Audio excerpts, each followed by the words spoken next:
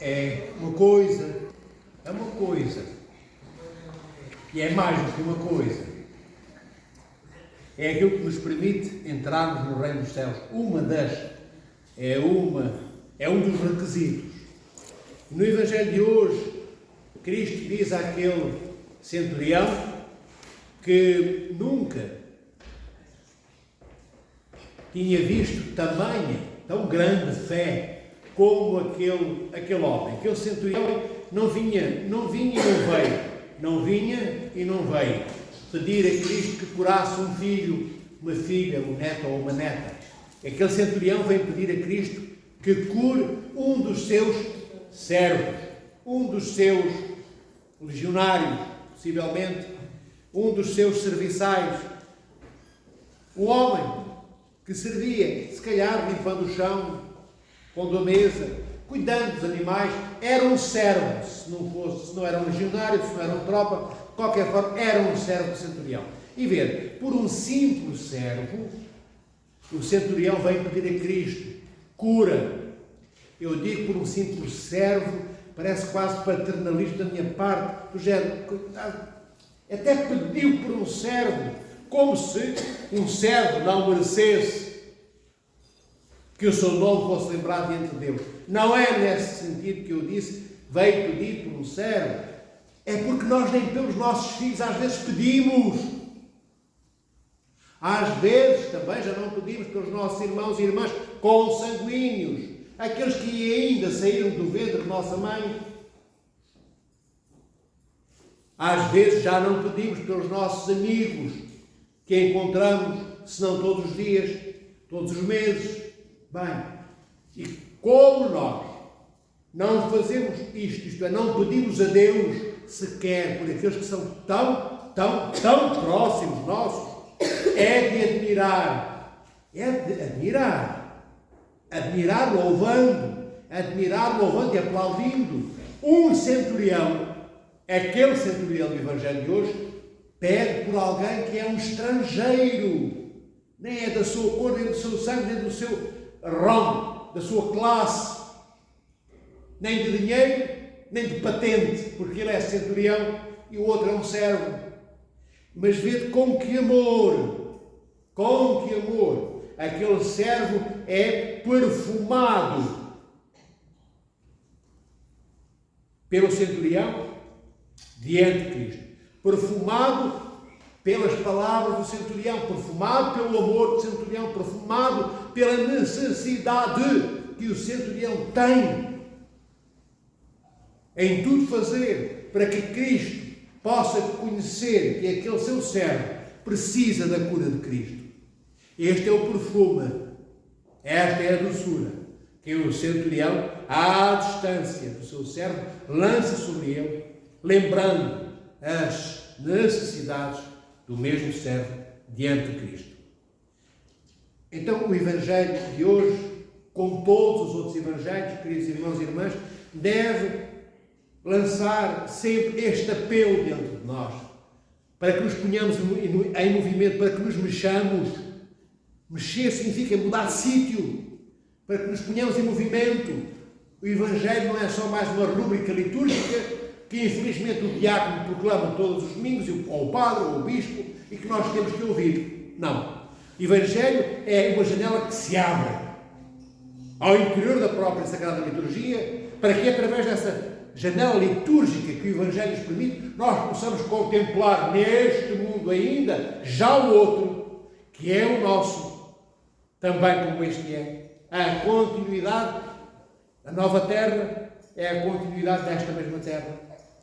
E o centurião sabia isso, não racionalmente, não de uma forma intelectualmente elaborada, mas ele sabia isso porque ele amava. Era por isso que ele sabia. Ele amava aquele servo. E ele queria o melhor para aquele servo. Nós também, queridos irmãos e irmãs, queremos todos ter a vida eterna. Porquê? Porque nós suspeitamos, pelo menos, se não acreditamos completamente, suspeitamos que deve ser bom não morrer, ter a imortalidade, que é algo que ainda não temos hoje. É algo que ainda não temos hoje. Dói ir para o túmulo, mas termos a esperança de não ficar lá é bom. Para aqueles entre nós que tenham uma fé como a do centurião, é a certeza garantida que essa fé nos dá que não ficaremos no cemitério.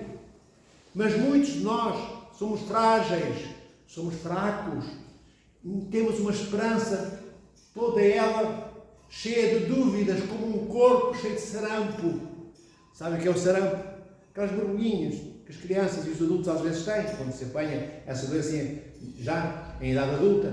Então ficamos com o corpo todo manchado, com aquelas bolinhas vermelhas, borbulhas.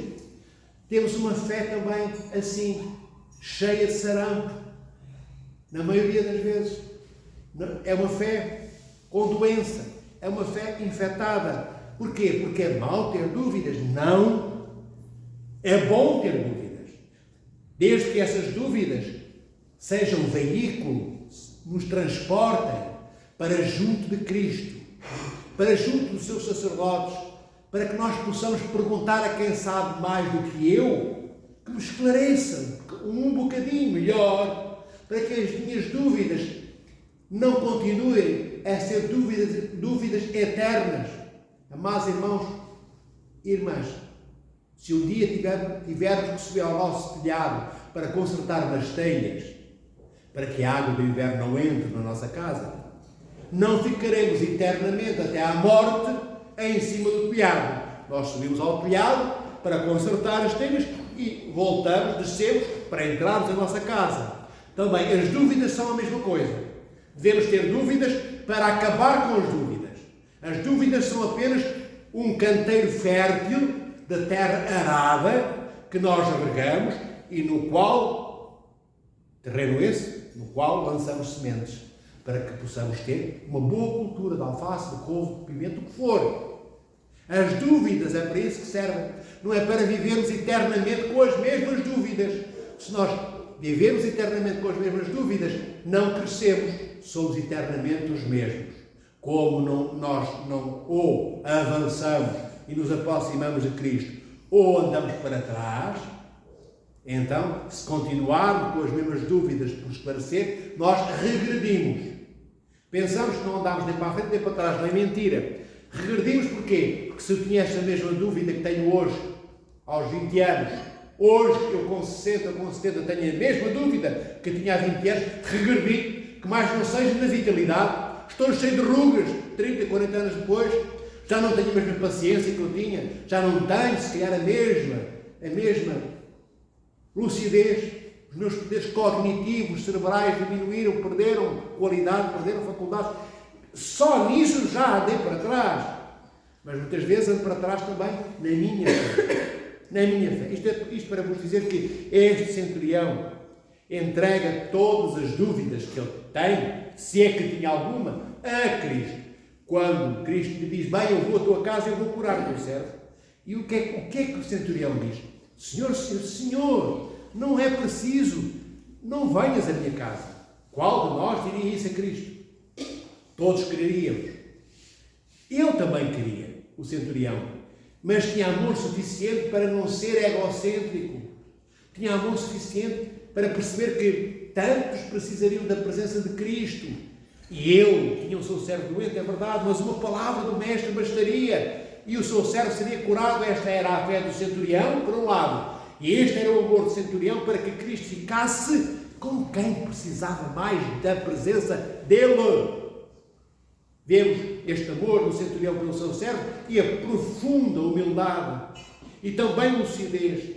E também amor ao próximo. Porque é por amor ao próximo que ele pede que Cristo não vá à casa dele. Não porque não quisesse, como eu já disse, quem é que não queria Cristo na sua casa?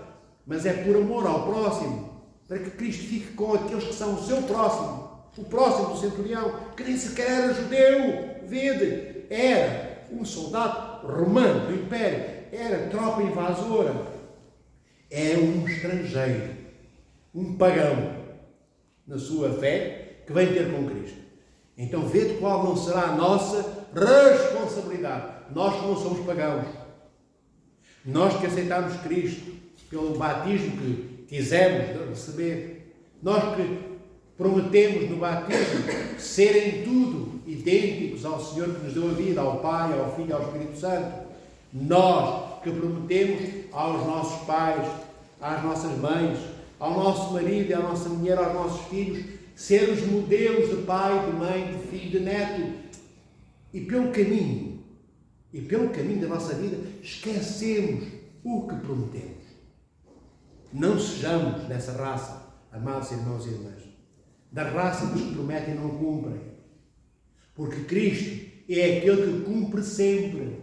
Qual de nós, queridos irmãos e irmãs, se tiver um familiar doente, não quer que o Senhor, Deus e Salvador Jesus Cristo, cumpra, isto é, que cure? Porque a Igreja diz, a Santa Tradição da Igreja diz que Cristo cura. A Sagrada Escritura, nas suas narrativas inspiradas por Deus, lá está dito que Cristo cura. A Santa Tradição da Igreja, através da sua boca multimilenar, vem até nós e diz-nos que Cristo cura. E todos os seus filhos e filhas serão veículos de cura também, através dos quais o Senhor pode curar.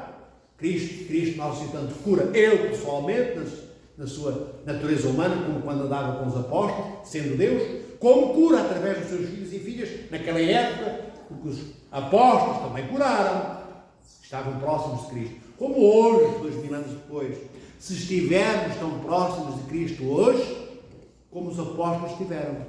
E nós pensamos, pois, mas já passaram 2000 anos, como é que eu posso hoje estar tão próximo de Cristo como os apóstolos? Pois podemos ainda, amados irmãos e irmãs, estar mais próximos de Cristo hoje do que na era apostólica. Podemos, repito, estar mais próximos de Cristo hoje do que na era apostólica. Porque nós hoje, amados irmãos e irmãs, 2000 anos depois, temos a Santa Tradição da Igreja, temos a Sagrada Escritura que os apóstolos não tinham. No início não tinham. Vem a ter depois. A Sagrada Escritura medra à medida que os apóstolos vão morrendo. São Paulo vai escrevendo, Tiago vai escrevendo, os evangelistas vão escrevendo os evangelhos inspirados por Deus e vão morrendo. Vão escrevendo e selam o que escrevem com a sua própria vida, que é o lacre, é o cunho, é o timbre que eles põem em cada palavra escrita.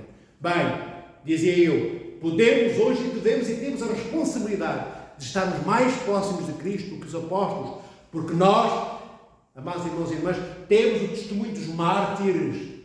Os apóstolos foram eles os primeiros. Não havia mártires antes do primeiro mártir ter morrido. E ser mártir, o que quer dizer mártir? Testemunha, o que quer dizer mártir em grego. Antes da primeira testemunha, isto é, testemunhar, dar a vida por Cristo, para que todos aqueles que estavam junto dele pudessem acreditar, e antes de poderem acreditar, davam vida por Cristo, porque não havia outra forma de poder viver nesta vida negando a Cristo. Porque ou diziam que não eram cristãos e teriam vida, ou se continuassem a dizer, não, eu sou cristão, eu amo a Cristo, então morriam. E os mártires são aqueles que continuam a dizer, eu creio em nosso Senhor, Deus e Salvador Jesus Cristo. Então nós temos o testemunho dos mártires que enchem as paredes das nossas igrejas, dos nossos ícones que temos, do nosso canto, dos ícones em nossas casas. Nós lemos a vida de santos e santas que foram eles próprios outros Cristos. Os apóstolos não tinham isso. Mas eles tiveram Cristo. Sim. Bem, nós não temos. Qual é a diferença entre o Cristo que os apóstolos tiveram e a nossa? O Senhor partiu o pão e deu a beber o cálice da vida eterna aos apóstolos. E o que é que nós acabamos de fazer hoje? Não fizemos nós o mesmo que os apóstolos há 2000 anos. Então por aí, só por aí, temos exatamente o mesmo que os apóstolos tinham na Sagrada Eucaristia. O Cristo dos apóstolos é o Cristo que nós comungamos hoje. Nem maior, nem menor. Mas o que é que nós temos mais que os apóstolos tinham? Tudo isto que eu acabei de vos dizer. Os mártires Sagrada Escritura, santa tradição da Igreja, o Espírito Santo que desce no dia de Pentecostes, depois daqueles 10 dias, após a ascensão de nosso Senhor Jesus Cristo, desce o Espírito Santo. Os apóstolos, até aí, até esse dia, não tinham o Espírito Santo. Por isso o Senhor sobe para que eles tenham o Espírito que Cristo envia da parte de seu Pai. E o Espírito Santo inspira todas as coisas desde o dia de Pentecostes até ao dia de hoje. É Deus navegando e mergulhando nas mesmas águas salvíficas da vida eterna, já nesta terra hoje, conosco. É Deus acompanhando-nos, pegando-nos pela mão, pegando-nos ao colo, abraçando-nos, tomando banho connosco, comendo connosco à mesa, corrigindo-nos, a nós que somos surdos tantas vezes.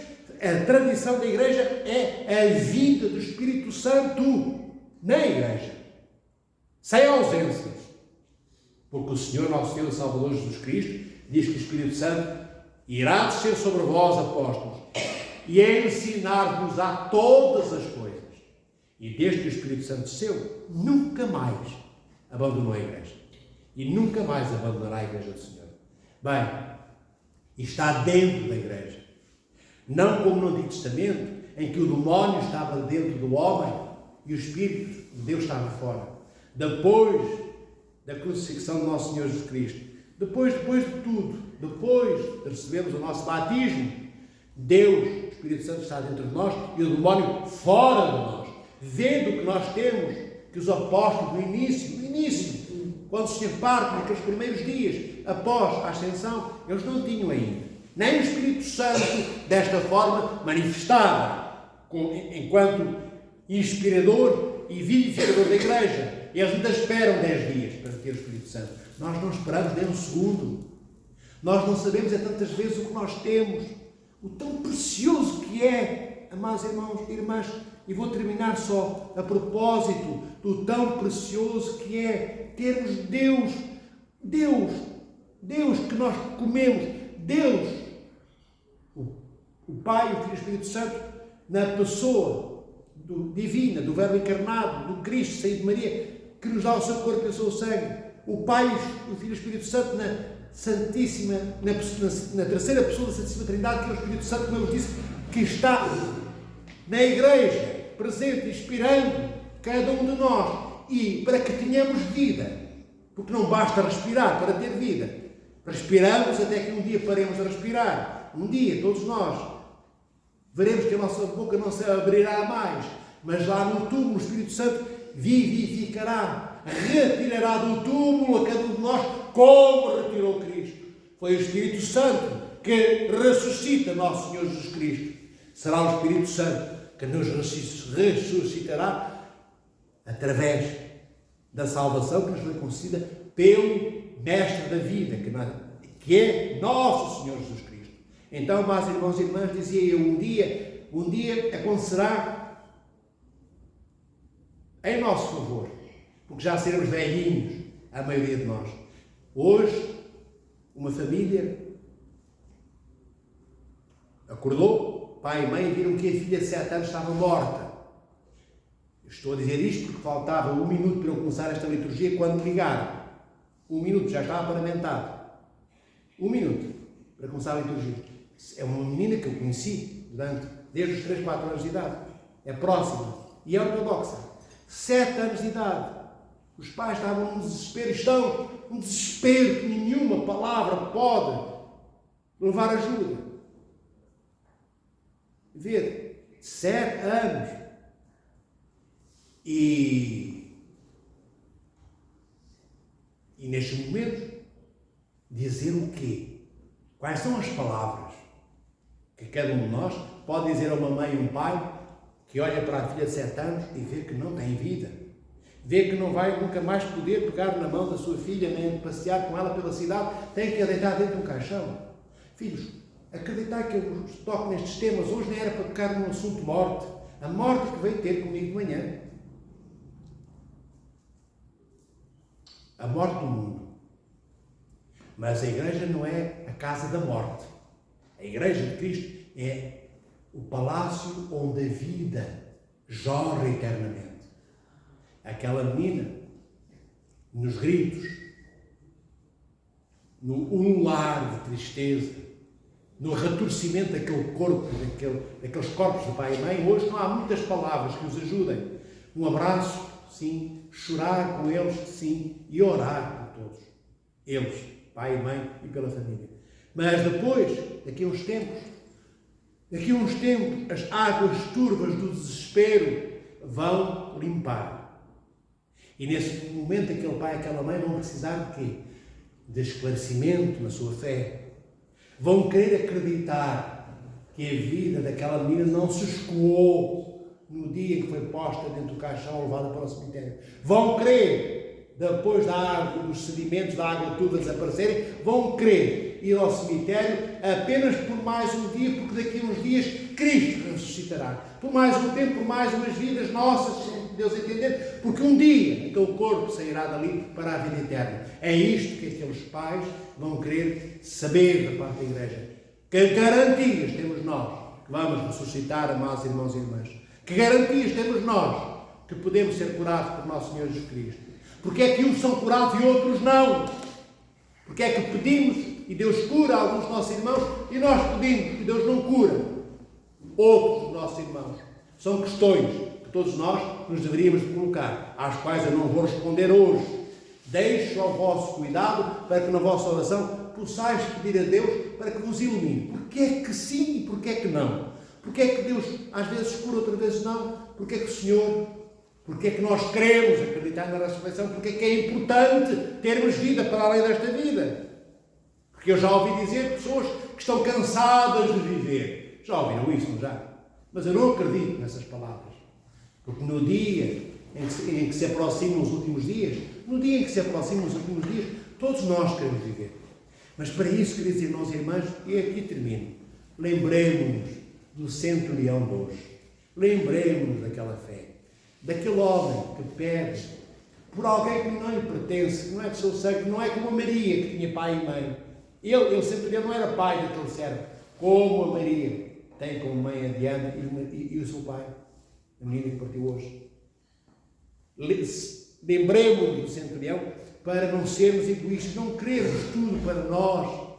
Ele, querendo muito Cristo na sua casa, ele esteve atento. Não era ele, Cristo, e a memória do servo. Era ele, Cristo, e vendo o rosto de desespero, de ansiedade, de tristeza, da avidez de Cristo. Ele viu, enquanto falava com Cristo, todos aqueles e aquelas que precisavam tanto e tão mais que Cristo fosse as suas casas do que a casa dele. Não porque ele não amasse a Cristo. Não porque o centurião, como eu disse, repito pela 40ª vez, não quisesse Cristo na sua casa, mas os outros queriam também. E os outros eram mais importantes para o centurião. Quem é que eram os outros? Os seus irmãos e irmãs, judeus, irmãos e irmãs no amor, porque não eram irmãos do sangue, não eram irmãos da raça. O centurião, como eu já disse, era um oficial do Império Romano. Mas ele encontrou irmãos no amor. E esses irmãos precisavam mais de Cristo do que ele. A ele bastava-lhe uma palavra para que o seu servo fosse curado.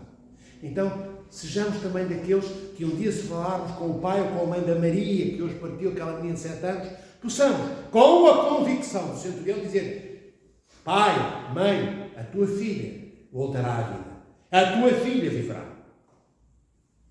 E que estas palavras não soem a oco, quando forem pronunciadas, tenham o peso e poder e a força e a vida de Deus. Quando os ouvidos daquele pai e daquela mãe da Maria ouvirem algum de nós pronunciá-las, que o seu coração serene, porque a certeza da vida da Maria, de ela voltar à vida, tomou raízes no coração daquela mãe e daquele pai. Porquê? Porque nós fomos sérios quando falávamos. O que é ser um cristão sério quando fala? É abrir a boca para que no seu sopro humano, possa estar todo o peso da vida do Deus vivo. Então, é aqueles nomes que nós preferimos, que dão cor às palavras, que fazem com que as palavras sejam todas diferentes umas das outras, são a vida de Deus. Saem pela nossa boca, mas curam, porque é a cura de Deus. Saem pela nossa boca e dão tranquilidade, e dão esperança, E avivam a fé aos nossos irmãos e irmãs, porque é o próprio Deus que aviva essa fé.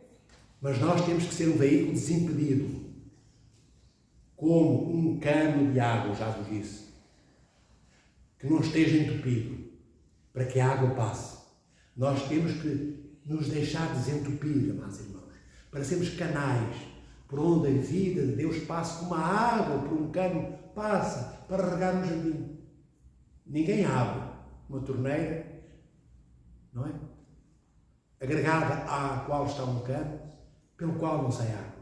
Ninguém abre a torneira, olha para o lameiro, fica ali meia hora à espera, que seria o tempo de regar o lameiro, a água não saiu, fecha a torneira e volta para casa. Não.